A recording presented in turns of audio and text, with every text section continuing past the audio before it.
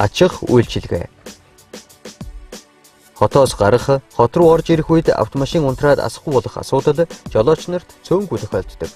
Энэ тохиолдолд ажилтны үйлчилгээг хувийн компаниар гүйцэтгүүлэх нь багагүй зардлыг гаргахад хүрдэг. Тэгвэл одоо уг асуудлыг мөнд даатгалынхаа хүрээнд цаг алдахгүй шийдвэрлүүлэх боломжтой болжээ. За бид ингээд дуудлагын дагуу хөрөлцөн ирсэн байна. За сайн байна уу? Сайн байна. За таны машин дээр ямар гэмтэл гарав? Сая одоо машин тоггүй болоод унтарчлаа.